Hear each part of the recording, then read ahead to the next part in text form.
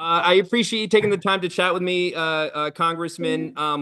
We're going to kind of just dive right in because I know you probably have a ton of stuff you got to get done today. I know you're also speaking Yeah. to John Franklin over at KIMA as well. So we're going to kind of just cut to the chase. First things first, I want to talk about the Snake River dams because you commended Yeah. Trump's action on those dams. He pulled out Right. of the agreement that a landmark deal, some said, between the government and the tribes and what have you.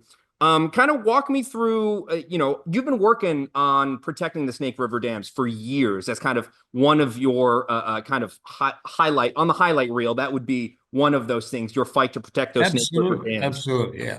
And unabashedly so. I think the Snake River dams provide us with so many benefits. Certainly, there's some challenges that they present. Salmon is one of them. And I understand that that is very important and something that all dam proponents that I know want to make sure that salmon can not only survive, but we want them to thrive. Uh, but I've always said that the two things are not mutually exclusive. And my problem with what the Biden administration was doing through their memorandum was they were making preparations in the event the dams would be breached. In fact, planning for the eventual breaching of those dams. And so, and they were doing that without those people that are proponents of dams being at the table. So I felt very uncomfortable about that. I didn't think it was a balanced discussion and put in peril the benefits that we get from the dam. So I think what this administration is doing is withdrawing from the previous administration's memorandum or agreement to look at the eventual breaching of the dams as a good sign and something that, I know there's responsibility on both of our sides now. If we're going to maintain and preserve the dams, we also have to address the plight of the salmon. And we're committed to doing that. I think we can. And I think the benefits we get from the dams are absolutely worth the work that we have to put in to balance this equation so we can have both salmon and dams. Yeah, the dams are producing. If I read one of the numbers off the top of the dome, if I remember it correctly, it produces enough energy to kind of power Seattle. Like the Yeah. dams are producing quite a bit of energy. But as you said, the fish habitats, the salmon, a lot of folks are kind of pointing to that as saying, hey, maybe we could, think maybe we should start, talking about it a little bit more, focusing on those kinds of things, focusing on the salmon aspect. I was doing some research, and according to the American Fisheries Society, like only 1 to 2% of the historic wild salmon and steelhead return to the Snake River. And they go on to say all the populations in the basin face extinction or expiration. And going on to say that since the 80s, many fishery recovery strategies have been attempted with little or no success. So while we do want to keep the dams, what kind of avenue could we take to also not only focus on keeping the dams around, but finding an avenue to help boost some of that efforts as they said that a lot of those strategies have been kind of not helpful since the 80s. So like what kind of challenge, I should ask, what kind of challenge does that kind of propose in terms of trying to find this balance? Well, David, first of all, I would take exception to some of those claims. Uh, for instance, some of the species of salmon are actually meeting their 10-year average of returns. I mean, they've been improving over time. Not all of them, but there are several of them that have been. And if you look at rivers up and down the West Coast, United States, Canada, even, every single river, whether it has dams installed or not, is facing similar numbers as far as salmon returns. So that tells me that there's a lot more going on than just hydroelectric dams. There's other factors that are in uh, having an effect on salmon survival. And so I think it's premature, short-sighted to single out hydroelectric dams as being if we get rid of them, that'll solve everything, because obviously that's not the case. And truly, if you look back over time, salmon numbers were already down before any hydroelectric dams were built. And so to blame low numbers just specifically on dams, I don't think that tells the whole story. There's a lot of things that impact salmon survivability. But like I said, every dam supporter that I know of that wants to keep the benefits that we get from this hydroelectric system in the Pacific Northwest is also committed to working on the issue of salmon. So it's becoming kind of a cliche, but I truly believe that salmon and dams can and do coexist. We've been able to prove that, and we need to continue working toward making sure that is the case, which I think it is. So what's the success metric here? Obviously, folks want to protect the salmon, and you want to protect the dams. Kind of what's the success metric we're kind of looking for in terms of us saying, okay, we've kind of reached an equilibrium here. Well, I can't give you a number. I'm sure the experts in the fisheries field can help us with that. But certainly, I would like to see increasing numbers. If we see, the graphs and charts showing increasing salmon numbers, I think that'll tell us specifically that we're on the right track. And like I said, in some species we're seeing that, not in all. But that tells me that maybe we've got part of this figured out, and we just need to continue working hard as we can on solving this problem. Okay. One of the things I did want to kind of ask about here, relating to this is, a lot of folks that I've been hearing when I talk about the Snake River dams, out in the ether, if you will, is a lot of folks are saying if we do breach them, we do get rid of them. We don't have a contingency plan to pick up that slack.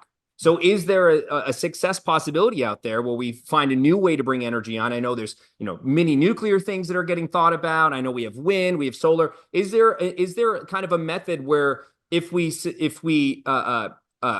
supplement that energy that we would lose with the dams, is that kind of an avenue, or is it kind of one of those things where it's a no-fly zone? There's no way you'd be willing to get rid of the dams? Because I know hydroelectricity is a big part of those dams. If we can supplement that, would that kind of change a little bit of the variable in your thought process on it?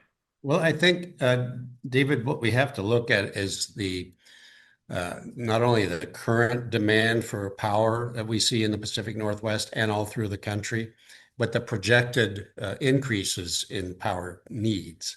And without the dams, there's no way. In fact, even with the dams, it's going to be difficult to satisfy those needs that are coming. We've got all these, the move to electrify so many different things in our society, the artificial intelligence, all of the things that are driving, increased populations, all the things that are driving electricity demand, those aren't going away.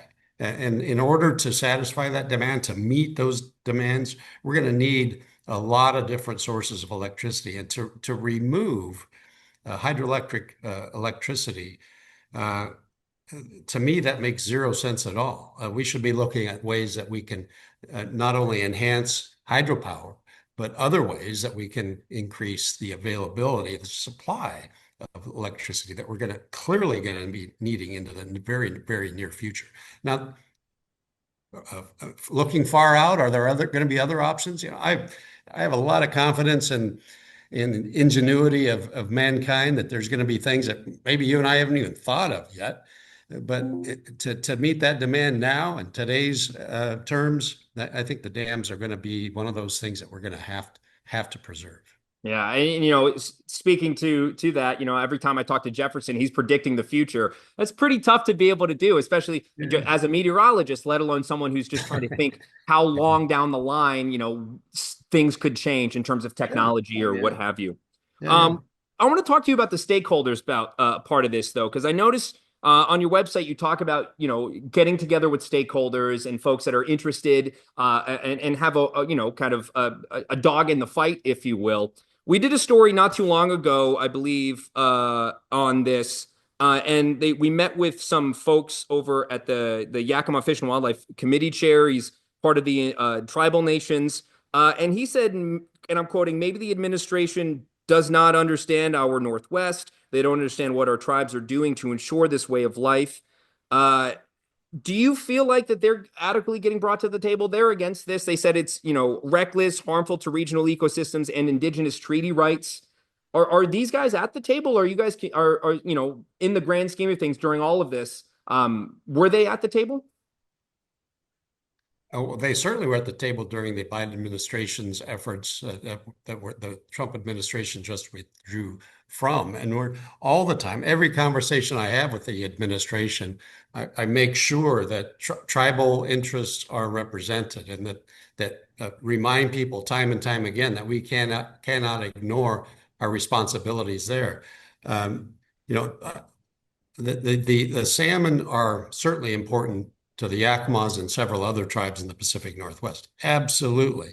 And like I said before, I sound like a broken record here, but every dam proponent, those that are interested in maintaining and preserving the hydroelectric system that we have, understand the importance of salmon, not only in the Yakima's culture, but in the modern culture that we have in both tribal interests and others. And so the answer is yes. If they feel they're not being listened to, well, then we absolutely need to rectify that. But I want to assure you that that's part of every conversation that I've been part of.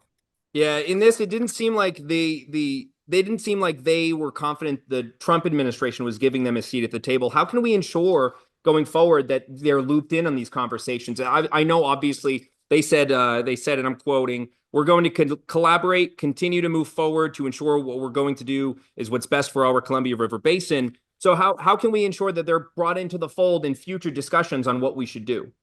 Well, I'm in close touch with the tribe as they're in my office regularly. I try to meet with them in Toppenish several times a year. That's part of my obligation as a representative in Congress, and it truly is a priority of mine to make sure the Yakimas and other tribes are represented in these discussions. And that's something that's a responsibility of the federal government. We have a unique relationship, obviously, a government to government relationship with the tribes that we respect, that we want to make sure that is fulfilled. And sometimes that does have people in Washington, D.C. have to be reminded of that. And that's one of the things that I've worked hard to maintain that level of understanding of the unique nature of the Pacific Northwest. Okay. Now, my last question on this topic is related to the Northwest Energy Securities Act, which you and Senator Jim Reich of Idaho introduced this year. Now that Trump has kind of reversed that agreement with everything okay? Yeah, yeah. Okay, sorry. With this act, now that Trump has kind of reversed the decision on that memorandum from the Biden administration, what are the next steps related to this act? Do you think it's got legs under it at this point?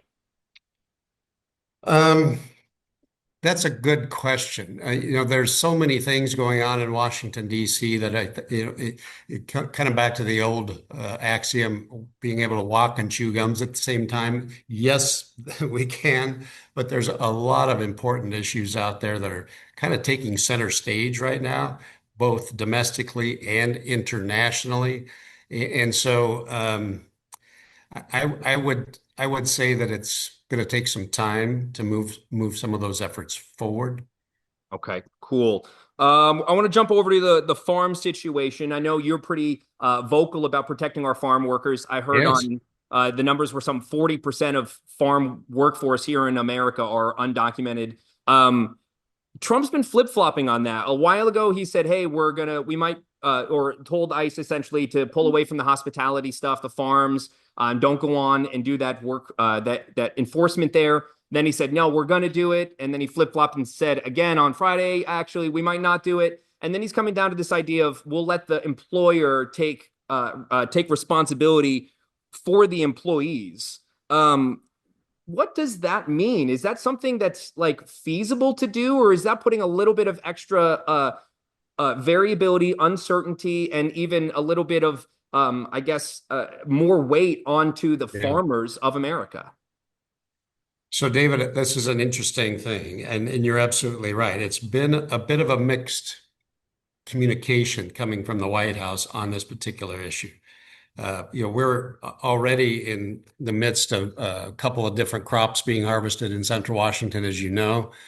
The labor situation is urgent, and I'm already, in fact, on our own farm, I'm already hearing reports of a shortage of workers because they don't want to make themselves known, show up to work, and be perhaps uh, gathered up and deported. Because, as you said, the fact of the issue is a lot of people are what I call document challenged. The message from the president and the White House initially saying we're not going to focus on farm labor was great, was received by farmers uh, uh, in a very positive way, and then just 4 or 5 days later to be completely reversed has caused some anxiety and confusion, to say the least. And so I've been working very hard to communicate to the White House. I felt successful in getting that first message out to where the president came out with his first declarations. I know the Secretary of Agriculture, Secretary Rollins, has been a tremendous advocate for us on this issue with the president. And so we continue to communicate as strongly as possible that, yes, we have to focus on the bad guys, those that are here illegally, that are, selling drugs, criminals, the gang members, get every single one of them. But we've got to be smart about those people that are truly contributing to our economy, that are key to the agricultural industry and other parts of the economy as well, other industries. So this has been a bit of a back and forth. I got to be honest with you. Um, when Mr. Trump does something good, I like to point that out. But when there's other things I disagree with, I like to point that out too. And this is one of those things that has left a lot of confusion in people's minds that we're working to rectify. As a farmer and someone who owns farm, and produce food, and what have you, I have this question for you because DHS officials were quoted saying, "Work source enforcement remains a cornerstone of our efforts to safeguard public safety." But they went on to say that these operations target illegal employment networks, meaning the farms, that undermine American workers. Do you feel that that's the case when it comes to the farm workforce here in America? I would 100% disagree with that.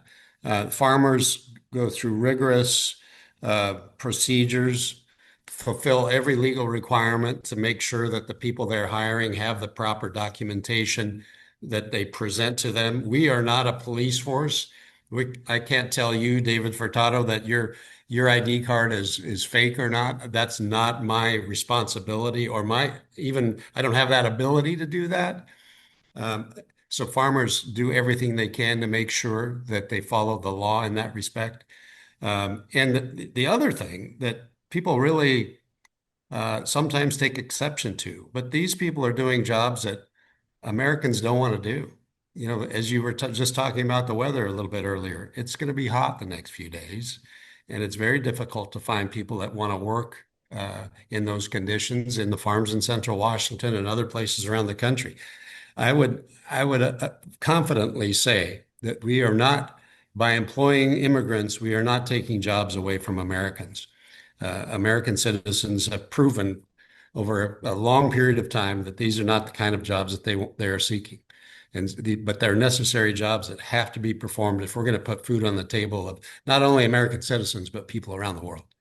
The House Freedom Caucus chair said, and as we alluded to, you're not going to find American workers for a lot of these tasks. He's right. Anecdotal reports suggest worksite immigration raids are hurting the food industry, scaring employees from going back. So, with all of this effort, are we hurting ourselves in the long run? I know we kind of talked about predicting the future is a little tough, but are we hurting ourselves in the long run by kind of forcing all of these workers out and while also saying if you want to do it, the farmers will have to take responsibility of these employees, which I feel like puts an added burden onto the farmer who doesn't want to take on that kind of burden as well.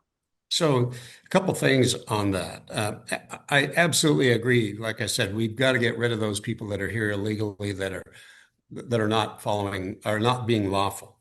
Those people that are causing problems here. Absolutely. And we want to make sure we do have control of our borders.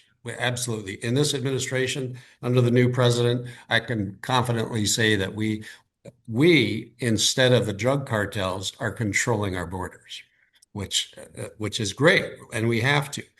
And I think what overall this gives us is an opportunity to to fix our laws and the rules around um, guest worker visas, those things that allow these people to come into the country, work, and then go back home legally. We have to be able to provide them with a temporary legal status to be in this country.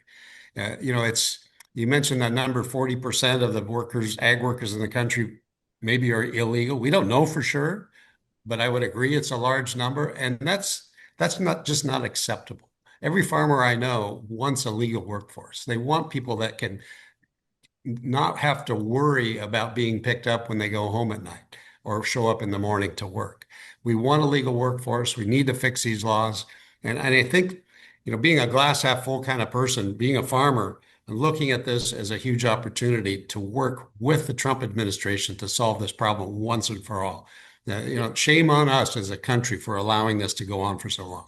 Yeah, absolutely. One thing I thought was really interesting because you're talking about, finding solutions. That's what even the Illinois Farm Bureau president said. He supported minimizing the disruption on our farms in the short term, but agriculture, he said, quote, agriculture frankly needs a durable long-term solution for future success. So my question to you as a farmer, what is some of the avenues to find that long-term durable solution?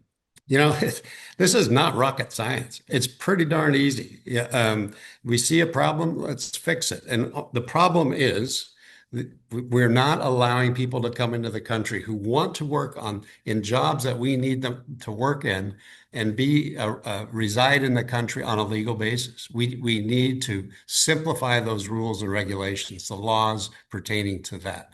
It's as simple as a temporary visa.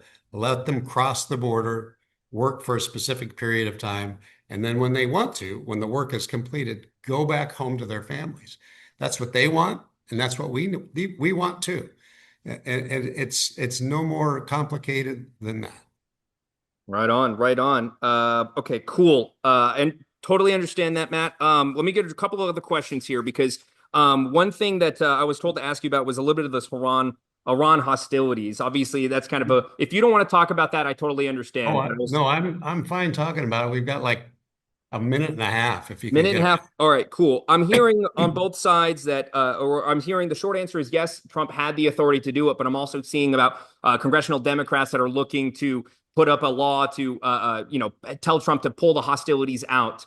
How do you kind of feel? Are we kind of getting ourselves into another rumble that we don't need to be in, or do you think the one attack and then backing up is where we should be?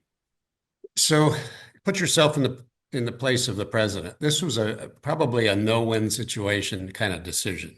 And I think, I don't have all the information that at my disposal that he does.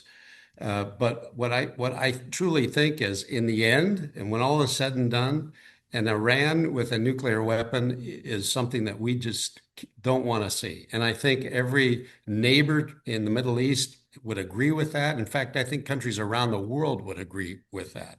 Now, whether everything was destroyed, whether the mission as carried out accomplished exactly what the president wanted to do, we're waiting for reports on that. But I think the bottom line is the fact that if we could slow down the acquisition of a nuclear weapon by Iran, I think a lot of countries in the world will be very grateful to the United States for that.